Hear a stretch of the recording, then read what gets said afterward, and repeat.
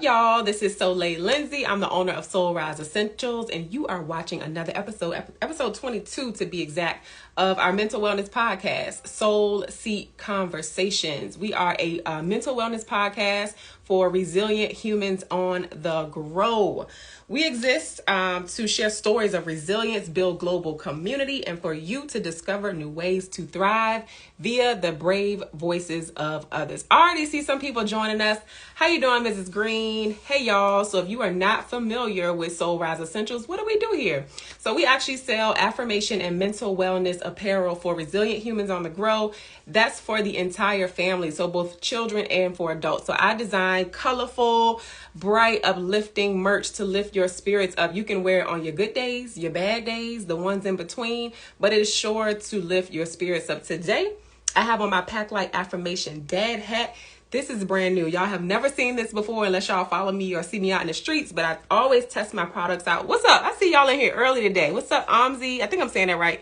A second of self-care. Hey, Pisces Princess. Thank y'all for joining me. Please tag some friends. We are going to be here for another great episode of our mental wellness podcast. Today, Miss Giovonni is joining us, but I got a couple of announcements because we actually start at 12. So I always like to log in a little bit early. Y'all say hey to TikTok over here. TikTok, y'all say hey to Instagram over here.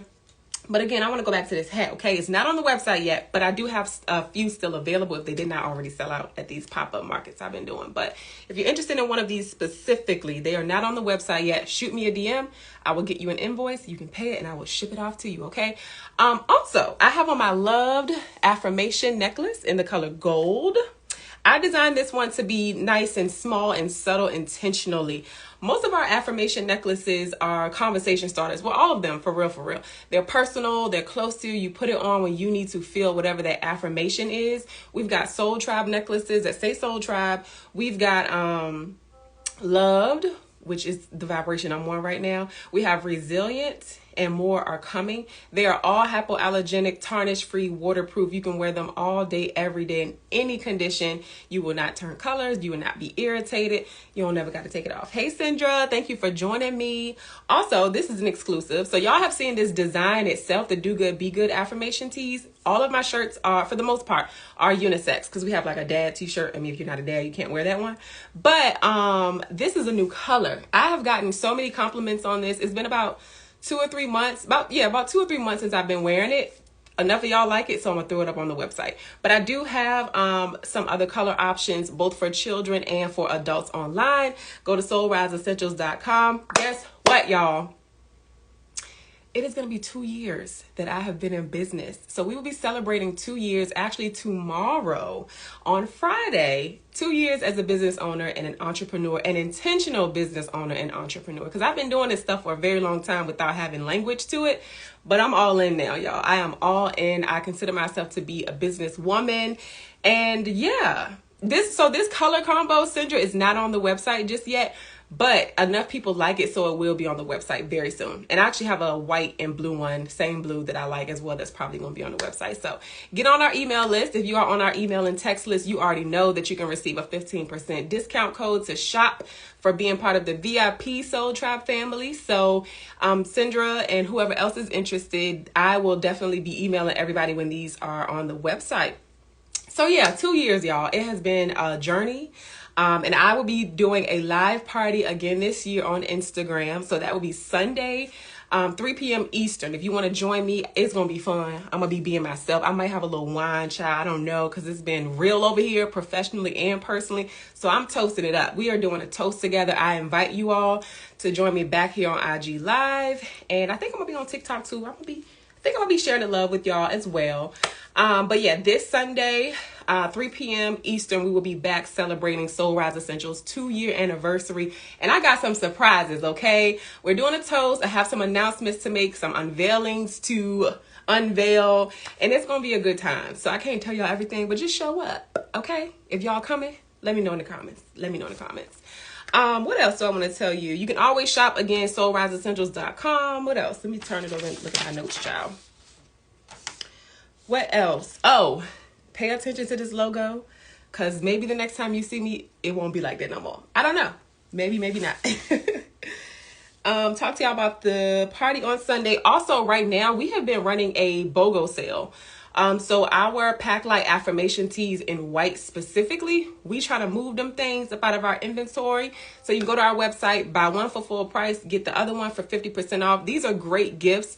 Soul Rise Essentials, our products are great gifts just because to show somebody you love them, appreciate them, to help somebody self-affirm, an I love you gift, just thinking about you gift, thank you gift. Grief. I've seen a lot of people lose folks and have people in their lives that have lost folks, and they just want somebody to know that they're loved. They want somebody to know that they are resilient. So just think about it like that. You get a shirt for you and your boo. You know what I'm saying? So buy one, get one 50% off. Our white Pack Light affirmation tees. It's all the way over there, child. I can't go get it. But go to our website, soulriseessentials.com. It's spelled just like this. TikTok, y'all can't see it. So it's SOL riseessentials.com. BOGO until these shirts run out. We got a lot of pop-up events that we're going to be doing this summer that we have been doing as well. So child, if it's gone, it's gone. You got to wait till we re-up. If we re-up. Because we got a lot of new stuff coming. And the last thing I want to say before I bring our amazing guests on is thank you. I could not have gotten this far in my business if y'all didn't show up for me, quite frankly. If you didn't join these lives, if you didn't purchase products, if you didn't share our products with people, share a business opportunity, a pop-up opportunity. So shout out to the Soul Tribe. I love y'all so much. Thank you for my Soul Tribe people in person, in Virginia, where I live, across the globe, honey, across the states. Virtually, the camp and tribe that I've been building since the beginning of this thing, July 21st, 2021. That's crazy. That's already been 2 years. Sincerely, from the bottom of my heart, I just want to say thank you. So I'm going to go ahead and bring our guest in for the day. Again, continue sharing this live with folks. I'm actually about to do the same thing before I bring Giovonni in. So y'all give me a good second real quick. And then I got a question for y'all. All right, so let's put my mama in here, my sister. Let's see, Mr. Fobbs, Shanika, Malik. Put her in here. Boom, boom. Boom, boom. We sending it to everybody. Y'all gonna get this work on today. Okay? Because if you don't tell the people you live, how will they know? How will they know? Send it to her. She probably at work. I ain't even gonna do her like that. Boom. Let's see. Boom. Gonna send it to her. Boom. Okay, I think that's enough people. All right, let me focus on y'all, the folks that are actually here. All right, so Miss Giovonni, you ready, girl? Let's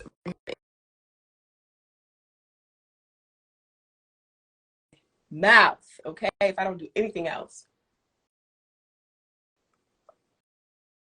Y'all might be saying bye-bye to this logo real soon. Oh, you look so gorgeous. Hey, girl. Hi. How are you? I'm so good. How are you? I'm well. Let me turn you up. Everybody in the comments, can y'all hear both of us? Do we sound good? I know we look good. Do we sound good? Hey, Erica. Your friends are joining? It looked like some folk. Hey, y'all. Thanks for joining us. Okay, well, Oh, first of all, thank you for the compliment. Sorry, go ahead. Oh, you're welcome, boo. You are so welcome. How you doing today? I'm good. You look so good. I'm loving the I don't know if it's like monotone, but the tan with the blue and you look good.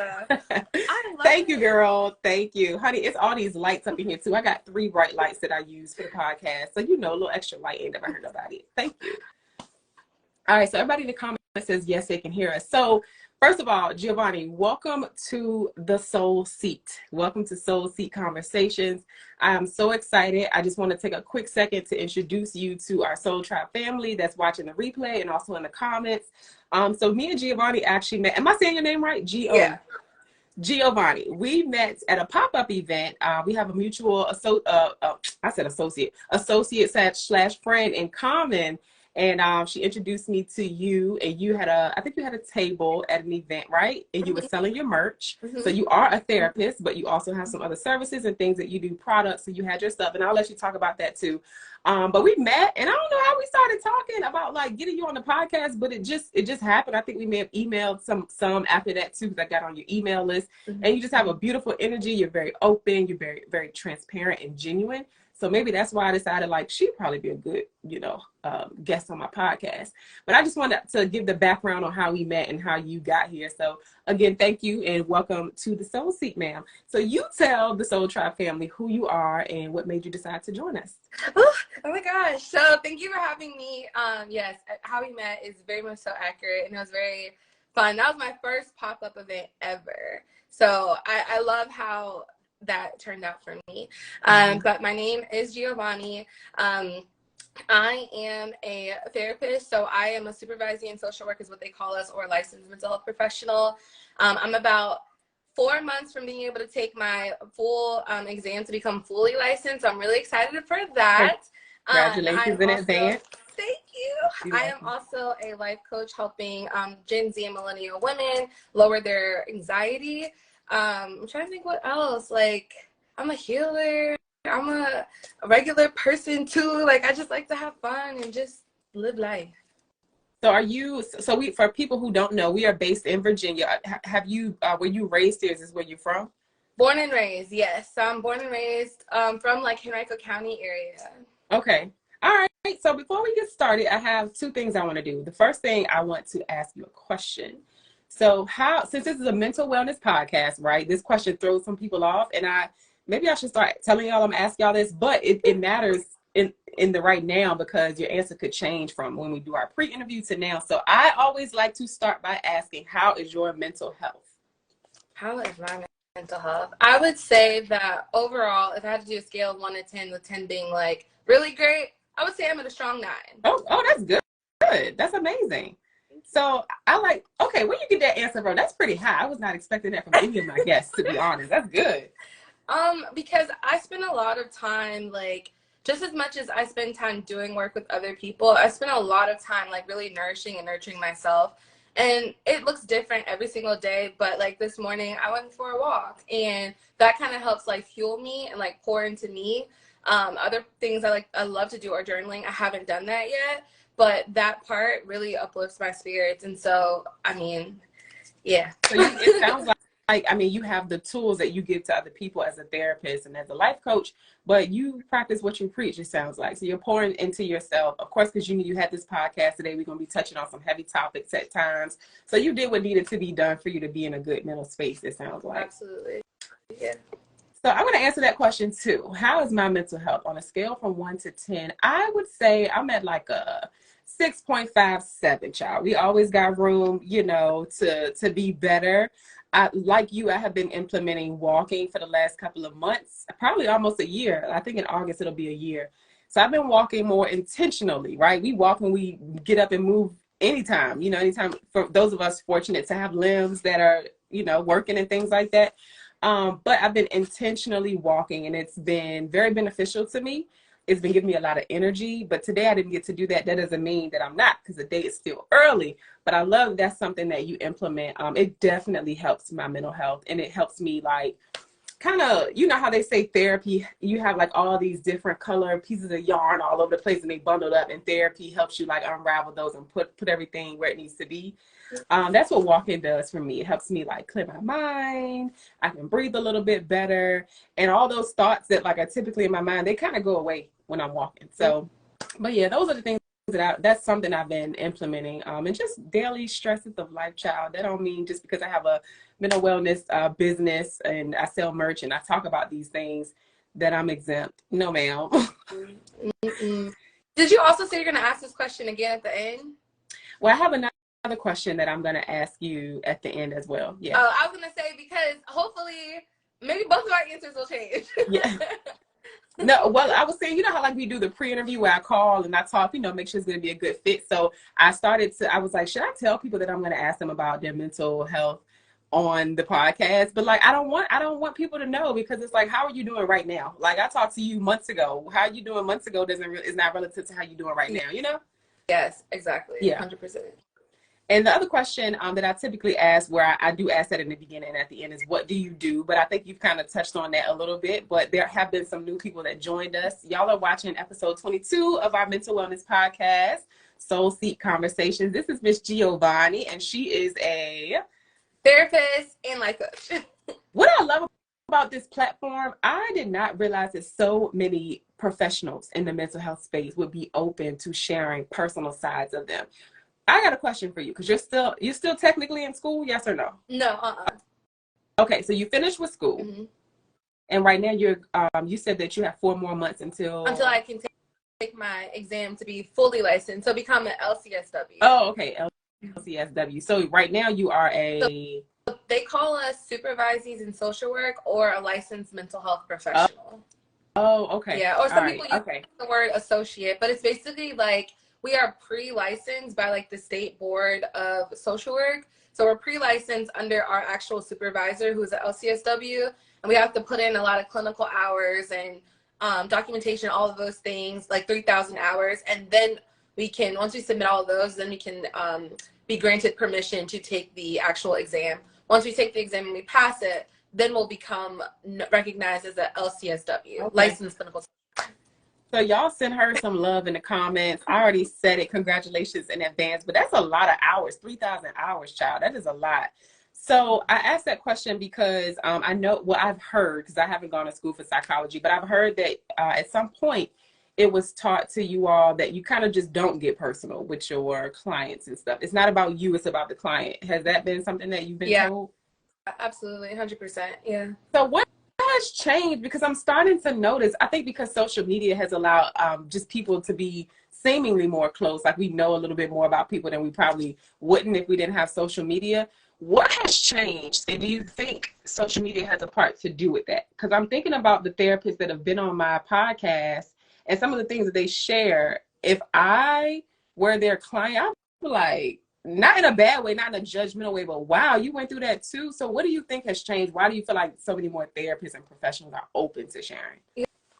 Yeah, I think like if you're on social media, like you are your brand. Like you are the representation behind getting, not just getting clients, but community and connecting with other people. And I know like in a therapy space, no, it's not about me. Like I'm here for you and what it is that you're experiencing. But 2 things are true. Number 1, I had a client that literally told me, I like to do assessments where I'm asking like for feedback. Like, do you feel like there's anything that we haven't touched? Are there things that you would still like to work on? Are there any tools that we've used that you don't like? You want more, whatever. And when I asked him for his feedback, he was like, if I could be honest, everything has been good, but I wish I just knew more about you. That's what he said to me. And I was shocked. I was like, oh, okay. Interesting. But that meant a lot, because it does show that some people, they want to know who you are, right? As long as you're not making it about you all the time. And like ever since then, I'll ask my clients if they say something and it relates to something I've experienced and like already gone through and like overcame. I'll say, I have a story.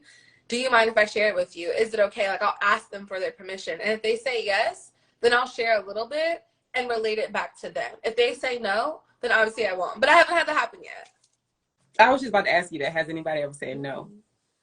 Interesting.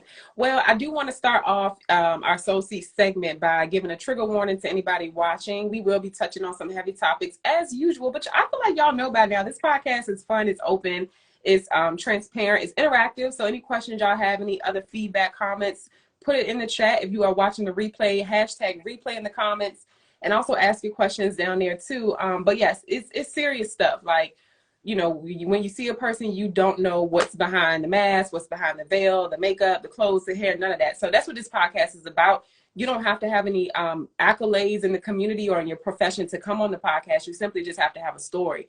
So a resilient story, and how that and mental wellness is playing a role in your life and the things that you're going through, have gone through. So if you have a story that you want to share as well, you can email us at soulriseessentials.com. We'll see if it's a good fit and you can share your story. Another thing that I've been implementing, Giovonni, before we share our stories, is a mindful moment. So one question. Do you have any like breathing exercises that you want to do right now, or would you like me to lead it? I just do a 4 count, 4 in, hold for 4, and then 4 out. Do you want to do that, or you want to do something else? That's literally the same thing I do. I just do 5 seconds like on each end, but it's, yeah, we could do that. Okay, do you want to lead it or you want me to lead it? It doesn't. You want me to lead it? That's fine. Okay, cool. I only asked that question because you and the last guest that I had, y'all are into holistic things like that and breathing. So I was like, if you want to lead it, you can do it. So I do it now. So we're going to do your method. Let's do 5. This is just to recenter ourselves. You know, we're going to have fun. We're going to talk, but just like to slow it down, pause a little bit, and also check in with the Soul Tribe family. Like, y'all can do it with us. I don't know if y'all at home. I don't know if y'all at work, hardly working, child. I don't know what y'all got going on. But we're going to pause before we get into her story and whenever y'all are ready. So I need to get ready. Let me drink some water real quick. I be talking too much and be so excited and be out of breath. No, you're good. Okay. All right. Ready? We're going to breathe in for 5, hold for 5, and then breathe out slowly for 5. Ready and go. Hold. Breathe out. Let's do it one more time. Hold. Breathe out. One more time. Hold.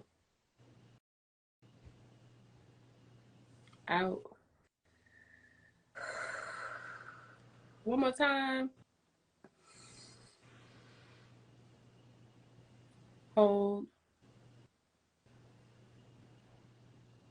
Out. And this will be our last one. One more time. Hold. And out. That always relaxes me, like, and brings me back to center. I forgot where I was at for a second. Hey, y'all. What's up, Azure? She said she joined at the right moment. Yes, that was our mindful moment and breathing exercise on the podcast. So again, you are watching episode 22 of Soul Seek Conversations with our special guest, Giovonni. We got a lot to talk about, girl, because you have a lot of like moving parts in your story. And again, like you said, as a therapist, this will be a way for not only, this is not even about your clients, they may never see this, but just people who are looking for a therapist, people who hear the title and they have preconceived notions about what a therapist is, what they're supposed to be, but you are an individual. This is about your story, not so much about the accolades and what you do, but like for me, if I were to find this video and like hear your story and hear that you've gone through like the training and the schooling and gotten your degrees and stuff like that, and you're still relatable, I'd be like, you know what? I need a therapist. Like, I think she's dope. Let me go to her website and see if it's a good fit. So maybe that'll happen for y'all. Let me read a couple comments real quick. Hey, Just Live Well, girl. What's going on? Azure says, hey, Soleil, yes, mindful is my thing. Mindfulness is my thing. We know, sis. Thank you for coming. Okay, so Giovonni, you said that you grew up in Henrico, so not very far. Some of the people watching in Virginia may be familiar with that area, but what made you, as a kid, like going back to little Giovonni, what made you want to become a therapist? I'm always interested to hear that. So I didn't. I was never thinking about this as a child. This was not one of my big dreams. My big 2 was becoming an actress and becoming a singer. I grew up in the church. My family has a church, and so we sang a lot. I love to sing. And eventually, as I grew up and went through certain things, which we'll touch on later, I learned to like write a lot, and I would turn a lot of what I wrote into poems, and then I would turn those into songs. So those are my big 2. What I wanted, my third career, after I got a little bit older and after my grandmother had a stroke, and like my family, you know, we would take turns taking care of her. Obviously, I'm a kid and she had caretakers. But I would, you know, help out. I'd be like, okay, I'm helping my grandma, like, and I love my grandma. So my aunt, who was a nurse, she would make comments, and like other people like, oh my God, you're so patient, you should become a nurse. And so I took it and ran with it. So that is what I wanted to be. That was the career path that I was taking as an adult. Therapy, becoming a social worker, I didn't know any of that stuff. So yeah. Interesting. So after they made the comment about you know, so patient and stuff like that, that's when like caring for other people became a part of something that you may consider doing. Yep. How old were you when that happened? So my grandma, I want to say she had a stroke. probably between the ages of like 7, 8, Okay. 9. Like I was pretty young. Yeah. So by the time like middle school age and obviously like high school, like I knew like, oh, I'm gonna become a nurse. Yeah. I'm looking at your neck. What's that on your neck right there, girl? Girl, I say resilient. I love it. So I didn't notice that until just now. I was like, it looked like one of my necklaces, child. Come closer so we can see it. I have on my loved necklace. And what color do you have? You got rose gold. I The have rose on gold. gold. Y'all go check it out. I love that. I love that. I love that. Also, your Instagram name is She Is Resilience. When I found that out, I was like, look at the alignment. Like, I just loved it. We share resilient stories on here. So I'm looking at these notes because we got a lot to talk about. Where do I begin? So you have shared with me that you are a Cancer woman, which means that you are very intuitive. And since you've been a kid, can you relate to that? Or was that something that kind of grew the older you got? Have you always been intuitive? I would say it definitely grew as I got older. But I would say there are parts of my story where there's a blockage in being attuned with my own feelings. So I don't think I was able to pay attention too much to other people, 100%. But there were still things there where I could feel other people's like energy, like, and feeling safe is really big to me. So sometimes like I would be in spaces where I knew I could feel safe and I was okay. But yeah, so I would say like a little bit, there was a blockage. And then as I got older and kind of tapped more into my own feelings and emotions, it got bigger. And the reason I asked that is because you also refer to yourself as an intuitive therapist. So what is the difference? What does that mean to somebody who's never heard that? Yeah. So I like to say that intuition is kind of like, you know, like when you think of a Spider-Man and he would get those spidey senses when something was up, that's how I feel like intuition is. Like it is something that is not tangible and it is a feeling. Sometimes it could be a thought or an idea. So like certain things might come to me as it relates to my business, whether it's a song I write, it could be like something that I've experienced where it's like, this is your story, like you should share this. Like words sometimes just come to me. Meaning comes to me. Just things. Even the word, even my business name, She Is Resilient. I'll never forget. I was working for this company called World Pediatric Project. I absolutely loved what I did for them. They would bring in sick babies that were from Central America or the Caribbean, and they had to get surgery, life-saving surgery, when they came here to the United States. And I will never forget, I was working, I was at my computer, and I was trying to think of what my business name would be. I already knew She Is was going to be a part of it. I just knew.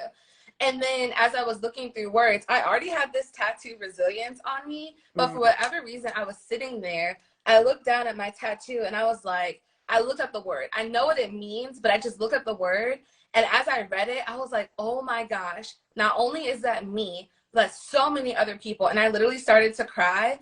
And I was like, this is it. Like I was overwhelmed with that feeling of like, this is it. Like it fit like a puzzle piece. Yeah. So that's another description of like intuition for me. Two things. So because that's your business name, are there times where like men feel like they are not welcome at your therapist? Do you only work, at your office, do you only work with women?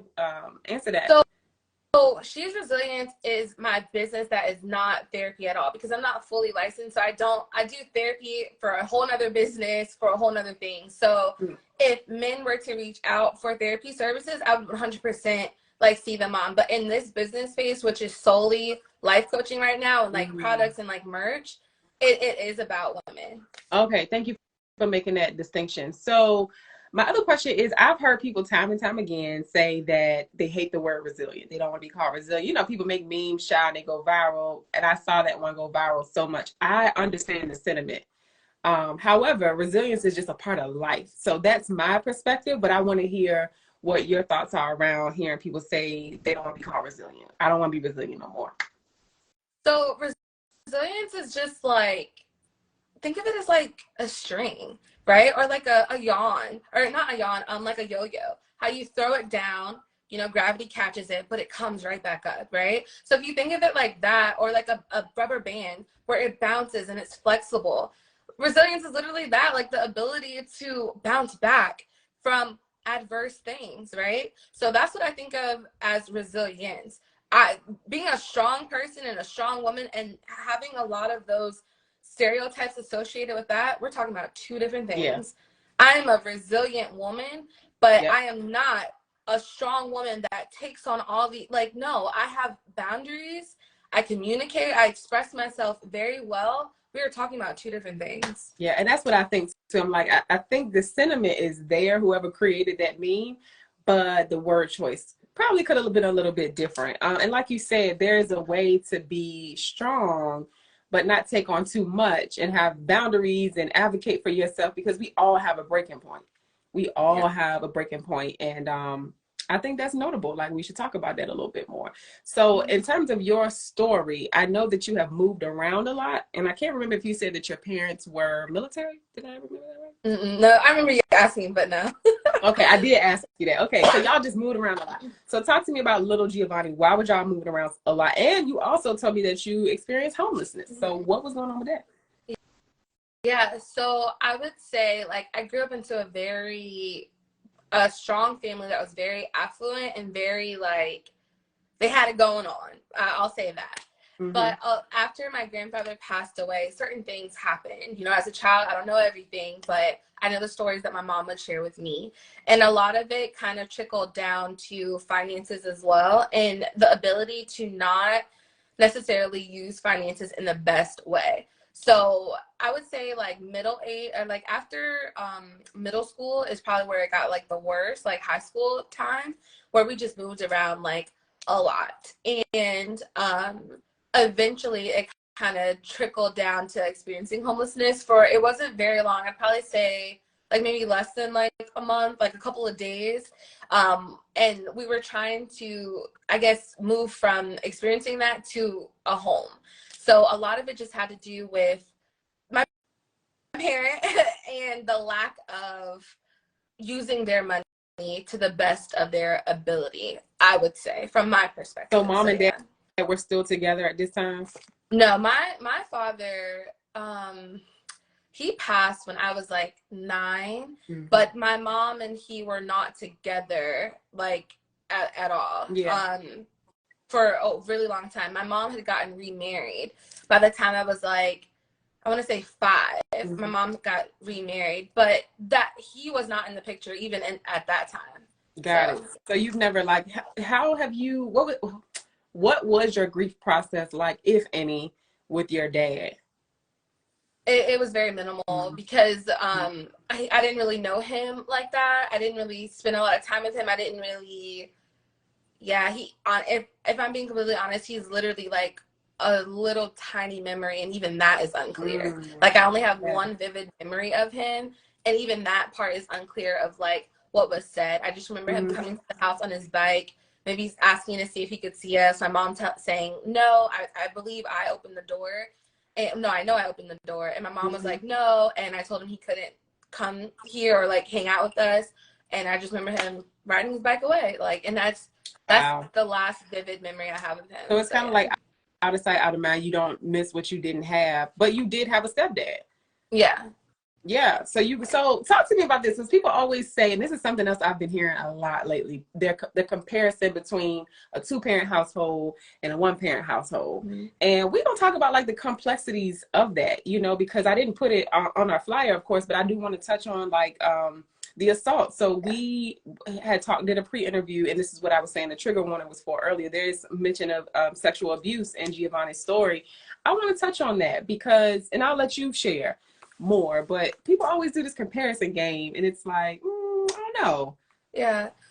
For me, there's no comparison, really. I just know that my safe space was always at my grandparents' home.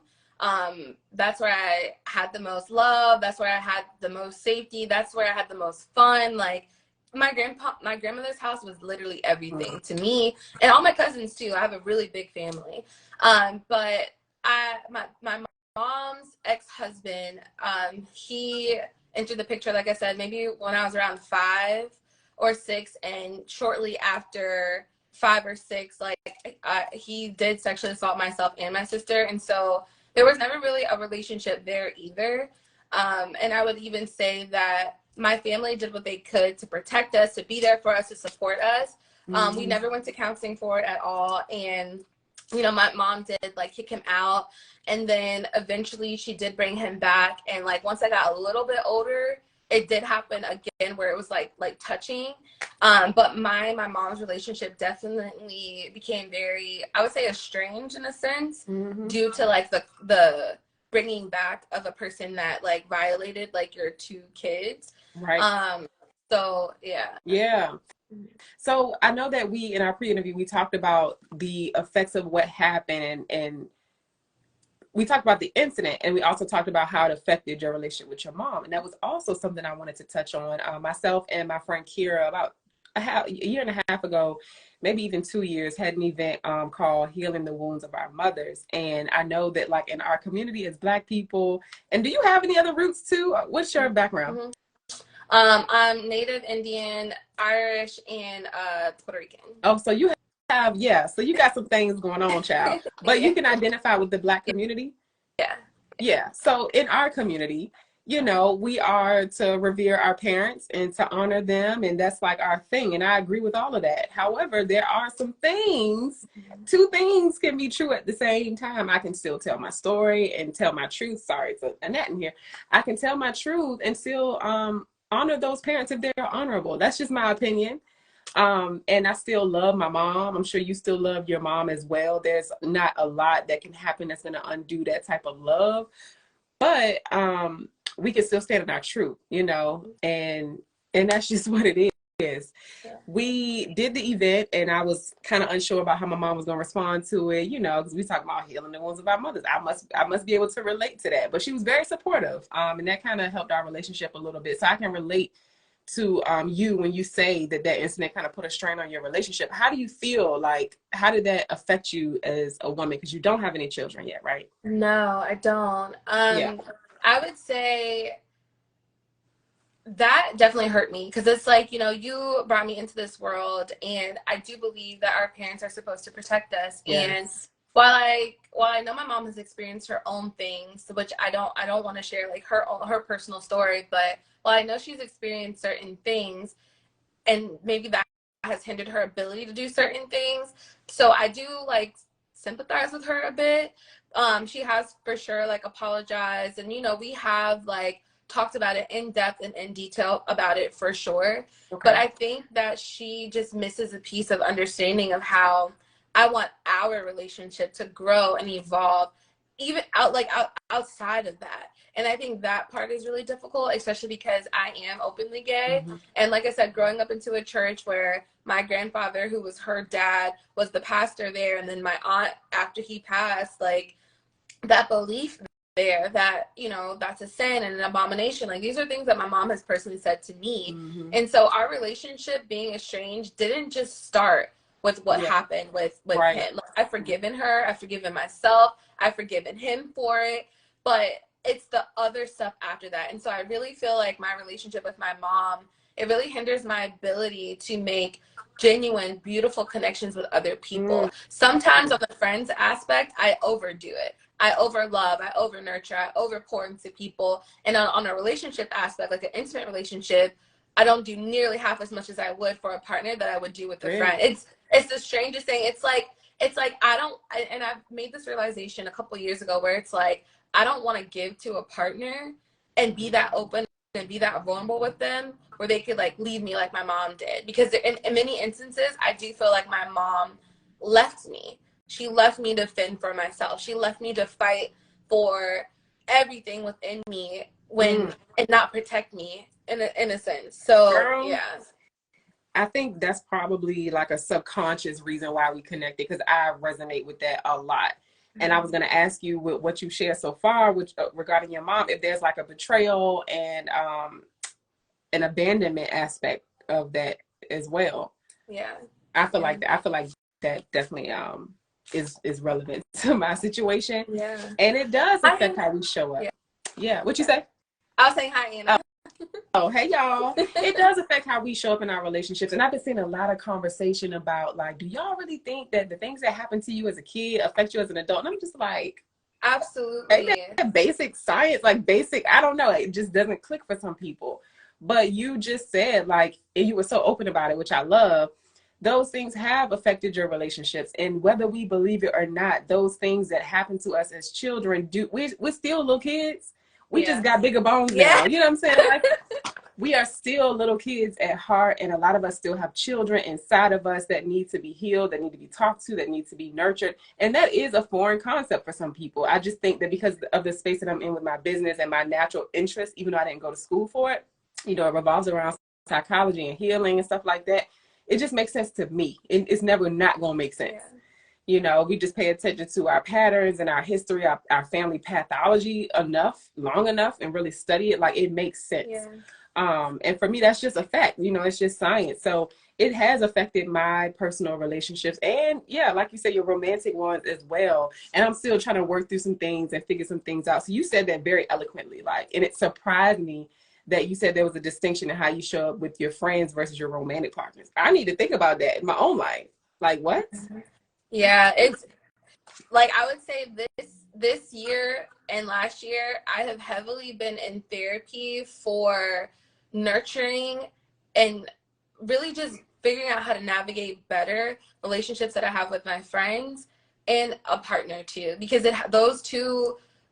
those two things have been really challenging for me. And like, I know that people love me, I know that people show up for me and they support me, but sometimes because of the ways that I've been rejected and abandoned from my mom, my mind can't fully go around like, this person, like, I know you're there for me and I know you love me, but like, pump the brakes a little bit. Like, I don't need you, I need my mom. Like, right. Oh, child, that is a whole topic right there. Oh my God. It's like, you know, people love you, and they love you because you are very lovable. I can tell. And Cancers, y'all just love super hard anyway. So that's a whole nother aspect of who you are and your makeup. But yeah, it's like, you know, this person loves you. It's just scary trusting people with your heart, with your core and who you are. You know what I mean?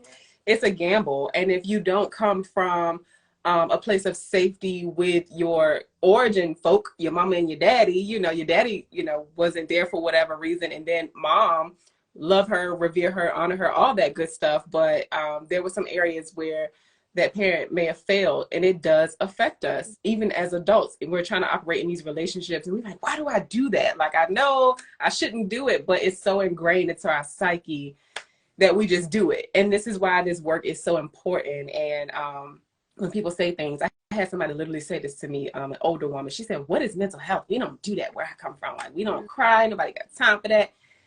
If we do cry, we're going to shed one tear, wipe it, and we're going to keep moving because we got stuff to do.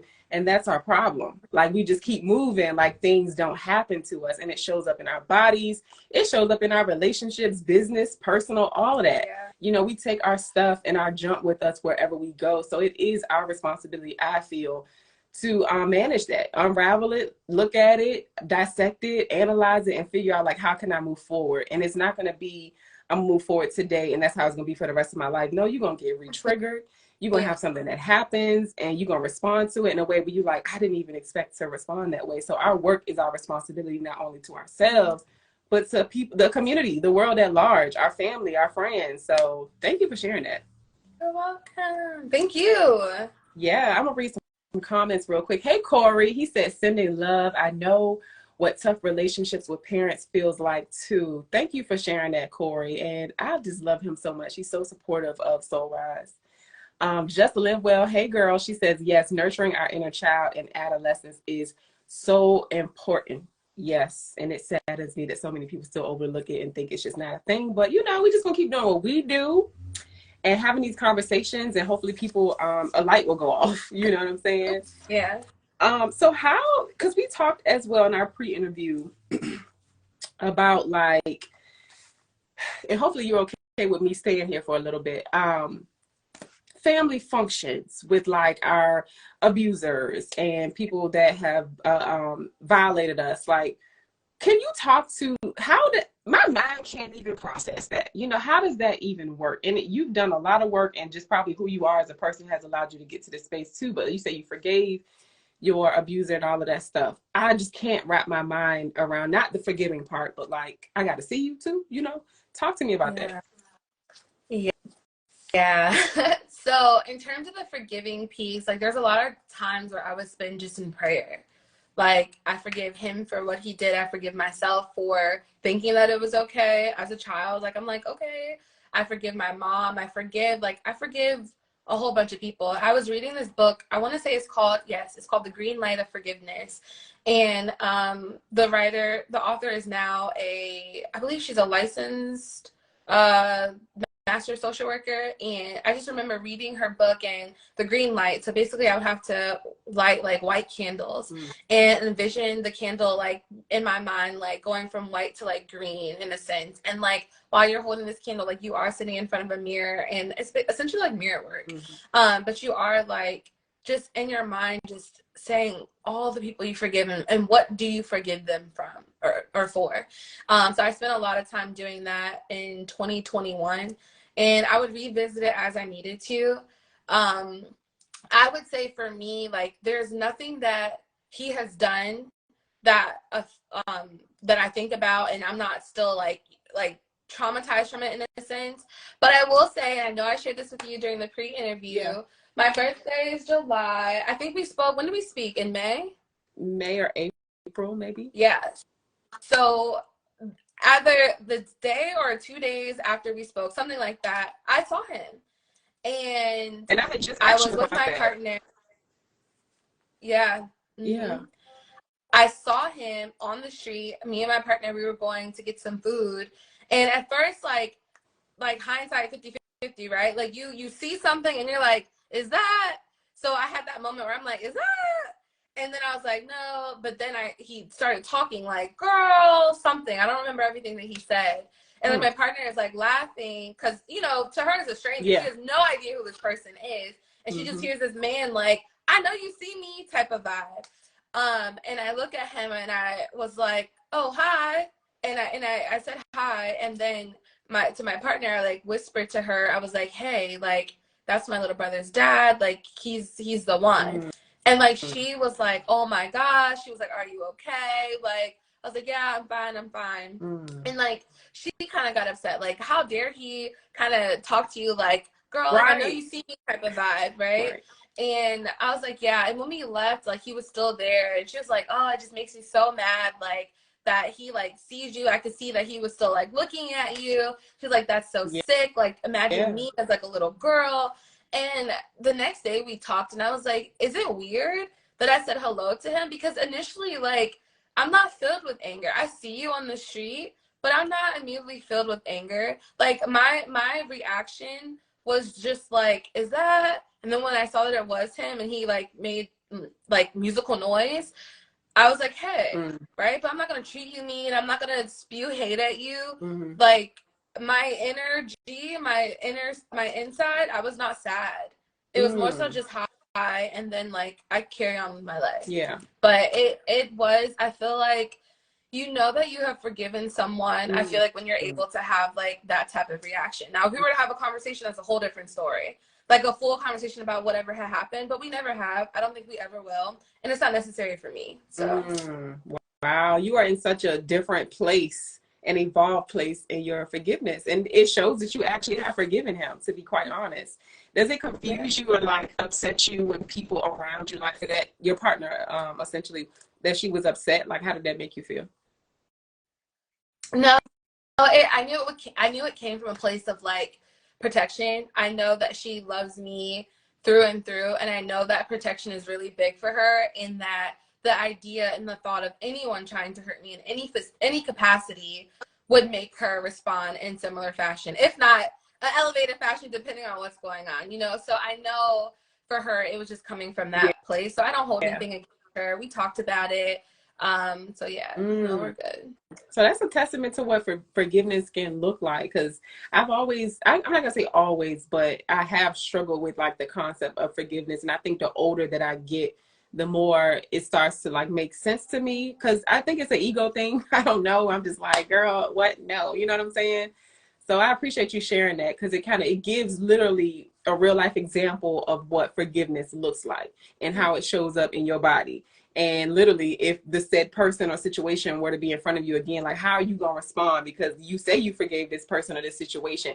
now let's see what you made of. Like, you passed that test, and I guess I needed to hear that because that further confirms what forgiveness can look like in different situations. So thank you for sharing that. You're welcome. Also, I have heard you mention your partner a couple times, and then you also said that you are a lesbian woman. So let's get into that, because I also know that you were married at one point. Like, what's going on, sis? Give us the tea. Yes. So when I was 21, I did marry this guy. And honestly, at that time, I felt like he was my savior in a sense. When I talk about my mom abandoning me, it hasn't just happened one time. It's been a couple times throughout my life. And so in this time, like, my mom had left and moved somewhere. My best friend was like, come stay with me. I had no car. I ended up meeting this guy. And, like, he's helpful in a sense. But again, there's that part of, like, hold on, like, what you trying to do here? Like, I don't want you coming in like a knight in shining armor to save me. But in a sense, like, I am this young child, pretty much. I call myself a child even at 21. Girl, yes, because we are children at that age, honey. Literally. I'm still a child. Hello, listen. Feed me, hold me, rock me, kiss me. I'm a whole baby, okay? Literally. But, like, when we met, it just seemed to be in a space of, like, when I think about it now, I feel like God was trying to protect me and save me from going down a path that maybe I shouldn't have. And so there are weird instances within our story, but he did a really great job of being a great friend and a provider and a protector. But, like, at the same time, I want to say I had always, growing up, I always, like, liked the same sex, but because of how I grew up and being in the church, I knew it wasn't something that I could fully explore, and I was afraid to do it. So by high school, I'm like, no, but I really do like women. And so I would dabble, I guess, with my identity a little bit. But when he came into the picture, I was like, okay, like, this is who I'm gonna marry. We're gonna be this man and wife, and I'm good. God is not gonna, like, you know, send me to hell. My mom's gonna be pleased. My family's gonna be pleased. But throughout our relationship, it was just always something missing. And this, I feel like, has more to do with, I think that has more to do with us versus, like, my sexuality. But that was a missing piece, but there were other missing pieces too. We just felt more like friends that weren't evolving to actually be in a relationship and a marriage, and, like, we weren't necessarily trying to achieve certain things together. But y'all were just checking the boxes because you grew up in a space that said this is what you're supposed to do. So there was a lot missing there. And so when we did separate, and I did still try to, like, be with men and try to explore that, but it just didn't feel right to me.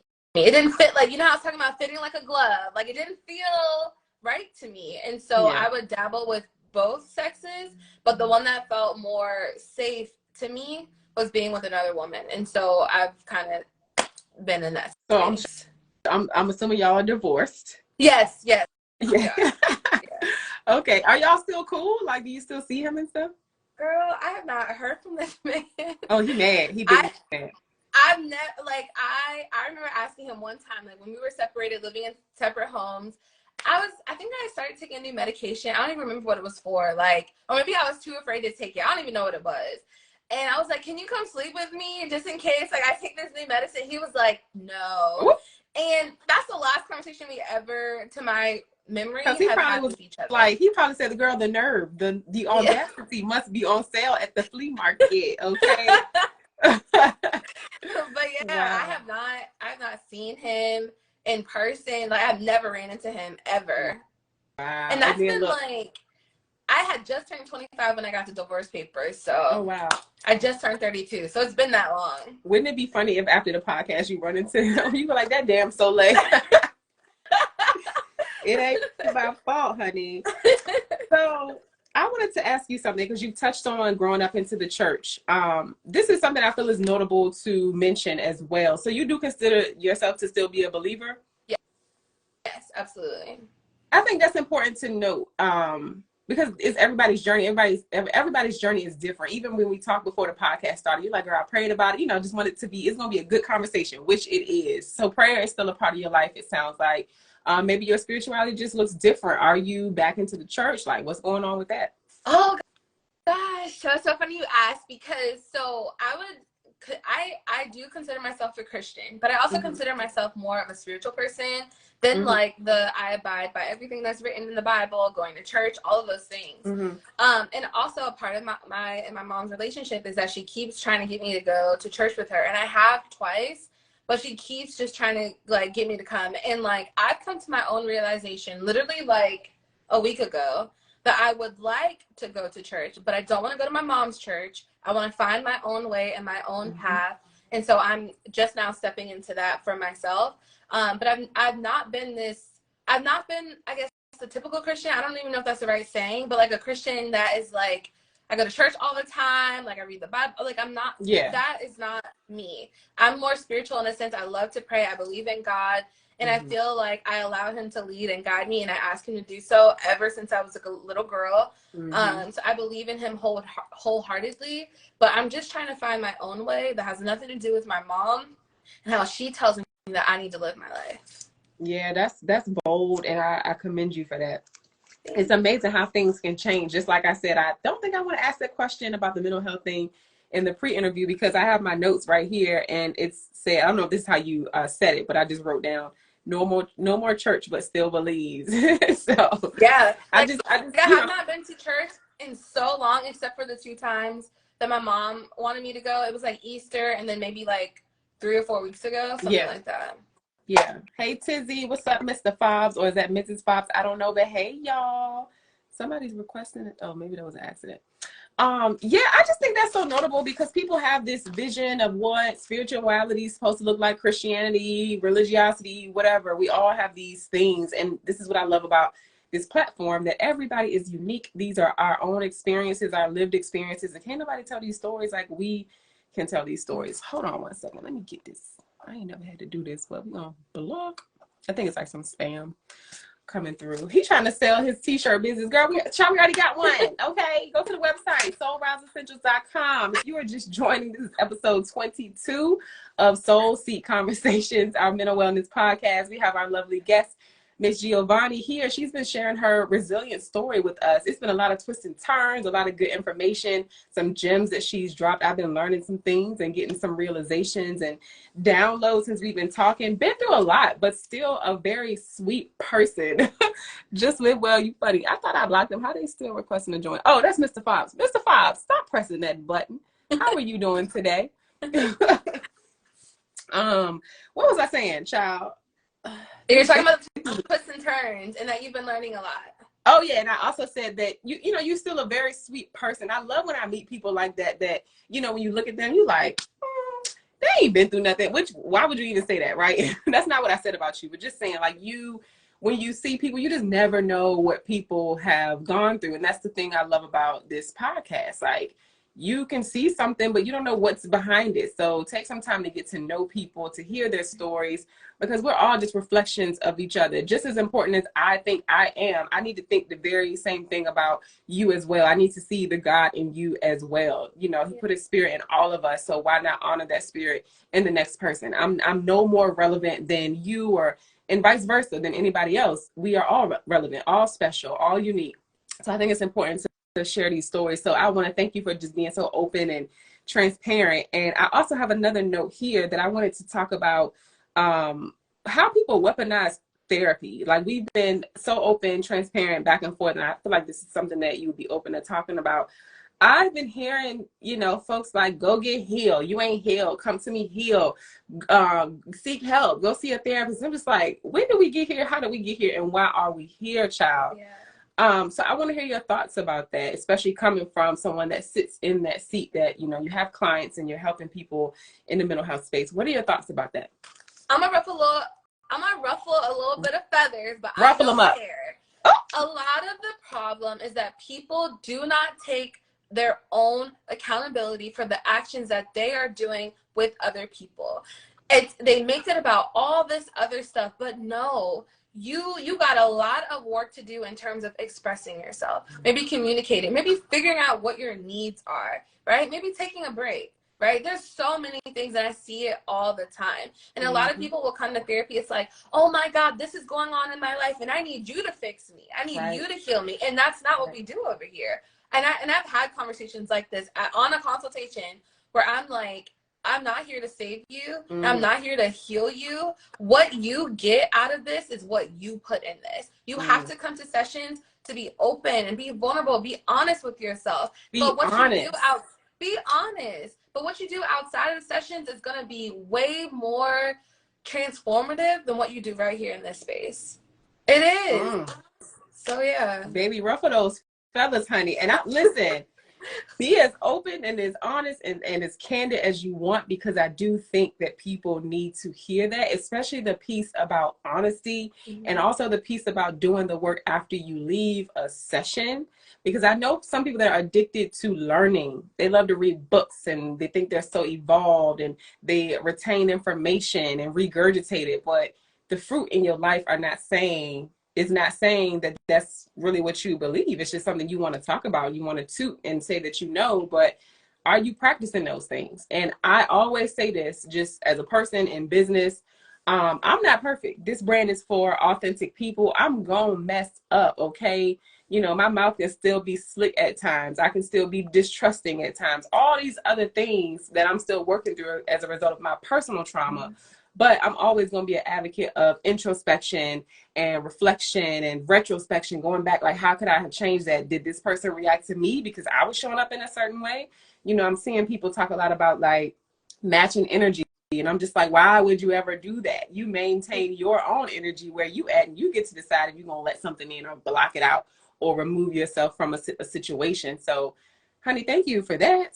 Yeah, I also want to dance with Just Live Well a little bit. Just Live Well said, the homework is how you apply what you learn. I'm going to dance with you a little bit, because I believe that the homework is certainly a way for the client to be reflecting of what it is that they want to uncover, unpack, right? But it's also how you apply it to your real life situation. So like, if you're experiencing some issues at work and we're talking about it, you know, in session, the homework is you figuring out all like extra other pieces, but it's also like practicing it. Like, are you going to go talk to your boss about how you're not going to keep working after 5 because you know that's not when you're working anymore? Are you going to talk to your other coworker about setting boundaries because they've said a couple things that were microaggressions? Or with your partner, are you going to tell your partner what it is you need? Are you going to work on minding your own business instead of focusing on the wrong things?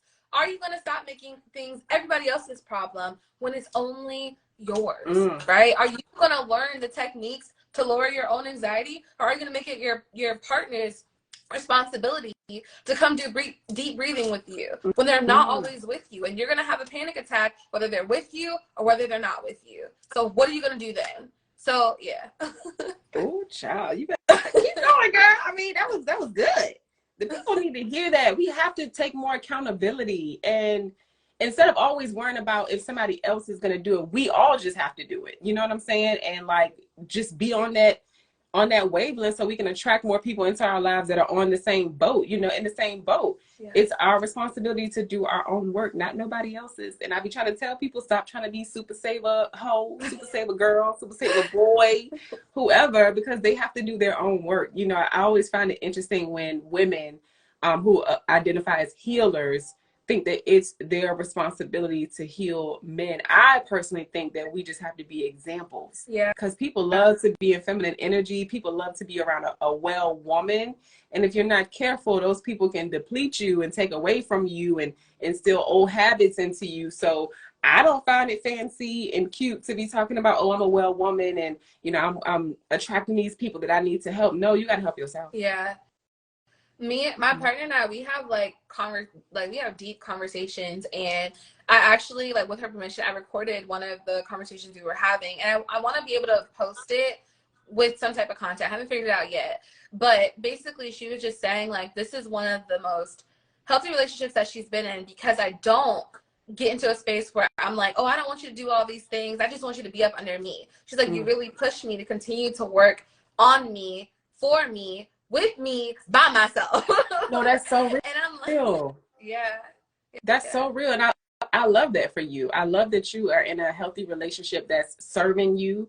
And shout out to the people that are watching the replay or in here right now that are not in relationships. Yes. And that are doing their work for themselves. Because I think so many of us, we attach being in a relationship to some type of milestone, and it says like I'm worthy because I'm in a relationship. And I really want people to know that with or without that, a relationship, any tangible items, any accolades, clothes, jewelry, status, money, you are worthy simply because. Yeah. And if you're a believer, then you know you're worthy simply because you exist and God loves you. Like, that's it. There's nothing that you have to do to be loved. There's nothing that you are worthy. There's nothing that you can do to take that away either. So I be wanting people to know, we don't have to look and be jealous at people in relationships. Because first of all, we need to hope that they're in a healthy relationship. Just like Giovonni said, like, is it working for you? Is it serving you? Or are we just codependent? Because that's another thing people don't talk about. It's a lot of codependent people in relationships. So just saying, we got to do our work, analyze that relationship. And is it just something that fits because that's what you need? You need somebody close to you. You need somebody to be a project and work on them all the time. Is that what your relationship is, or is it healthy? Yeah. So also, I wanted to see what do you do? What do you do to stay well? What are your techniques? I feel like we've heard a couple of them, but definitely let us know what are some of your healthy coping skills, child, for this life, child, that we live in. Yeah, so I chose to work with women in my business, She's Resilience, to help them lower their anxiety, because I struggle with anxiety sometimes, and it was a lot worse than it is now. Like, I would say it's getting better. And I'm not perfect. I'm weak. I said I'm perfect. I meant to say I'm not perfect. I'm human, and so it's still a work for me. But in a lot of the coping skills that I have, I use them all the time, even on myself. I have to do a lot of self-coaching sometimes. My anxieties are more so around like traveling and being in like new spaces where I don't really know like the area or like, any of that stuff. But it can trip me up, or that fear can trip me up, because I'm not allowing myself to explore and have new experiences. So I know that I can't stay in that space. So I do try to push myself. Like, I went to Florida for my birthday that just passed, and that was a little challenge because I'm like, I don't want to go. Like, I'm nervous, but like I went. And on the plane, I'm like, you're okay. Like, you got this. Like, I'm literally deep breathing. Like, it's okay. I'm watching like TV. I'm doing the things that I can to help me ground myself and like coach myself. Like, this is okay. Like, you are safe. Like, you are well. Like, just allow yourself. Once we landed, I was like, okay. Now coming back, we took Spirit, and I ain't never flown Spirit before, and I was nervous. You hear me? I was like, they don't got no TVs. I can't watch TV. I'm done. What am I supposed to do? So that was his own done. I'm done. I'm so glad you got challenge. But we got here. I love it. It's the transparency for me. She said no more than Spirit. I don't know if y'all gonna see this, but she's not a fan. Not at all. Are you kidding me? At all. But outside of that, so in terms of techniques, my favorite one is journaling. I love to journal. I love to get my feelings out. I love to give myself time to process it. There's nothing more annoying than when you have a conversation with somebody and they want to know everything right then and there. How can I help you? How can I do this? Let's just talk it out. Let's just do. If you don't get on my face and give me some time to collect myself and collect my thoughts, I'm gonna blow up. I love to reflect and give myself that time. That is the first thing for me that is, I would like to say, that is grounding for me. Even when I have these strong beliefs that are anxiety inducing or depressive, like, I write them down. I spend time with them. I get really curious about them. And then I have to find evidence that supports what it is that I am thinking. So that's the first one. The second one we did is the deep breathing. I love deep breathing. I love belly breathing. Sometimes they have it where it's like, I don't know what the breathing is called, but it's like this fast, like type of the fire breath.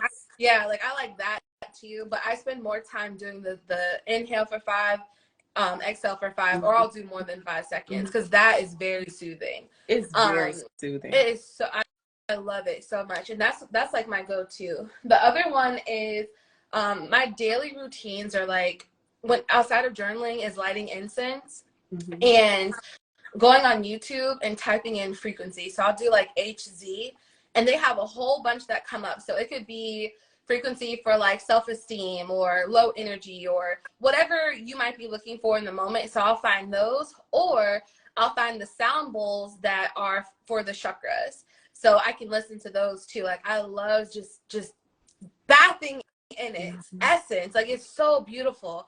I love also listening to Debbie Brown. She is like the chief executive of Chopra, Chopra, which is a meditation app. It's not free. I think you get a 3-day free trial, but it is not free, but it's not that expensive either. Well, depends on what's expensive to you, what your budget is. But I love listening to her on that app, or if you just look her up in the podcast section or go on YouTube, she has made her podcast now, which is called Deeply Well. She's made her podcast where you can see them live on, not live, but like you can see the actual video footage on What's her last name? Brown. Debbie Brown. Love her. Oh my gosh. Like I look up to her and Queen Afua. If you guys are familiar, they have Omega Institute like retreats. The last year they had it in New York. I think they're having it in August again in New York, but I hope and pray to be able to attend one of their retreats because I know it would be so beautiful and so healing for me and anyone else that attends. So yeah, those are a few. Walking or some type of exercise, that is another big one. You have to move your body. Like you have to get your nervous system from a state of like fight, hold on, what is it? Fight, flight, or freeze. Oh my God. Yeah. So getting it from a state to that, to getting to that calm and restorative state with your, I love that. Yeah. So any type of movement, any type of getting in nature, being in nature, it has its own like healing energy to it.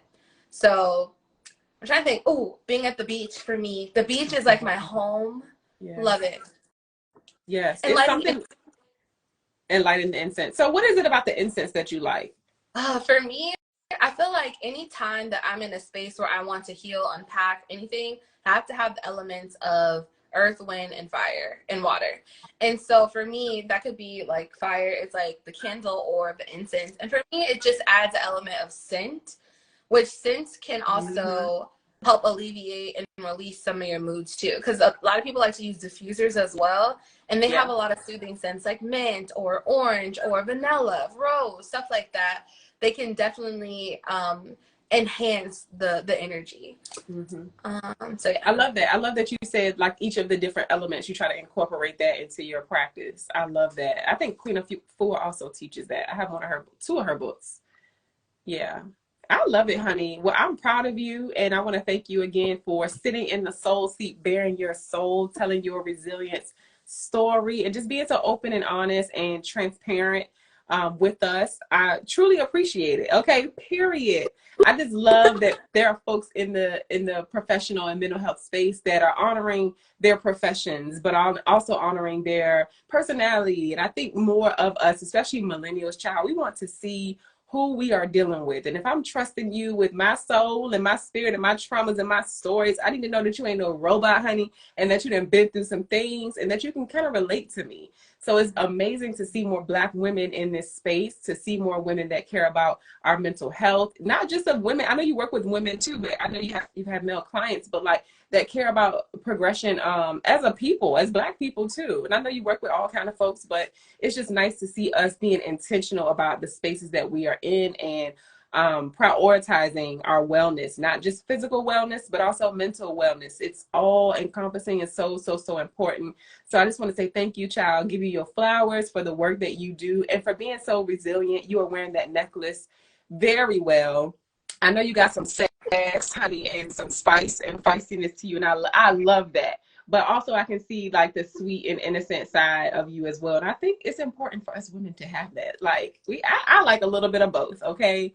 So I love that. Is there anything that you want to share that we didn't get to tap on just yet? Nothing is coming to my heart center right now, but I would just like to maybe leave out with just like words of encouragement for anyone that is in this space with us today or whenever you catch this replay.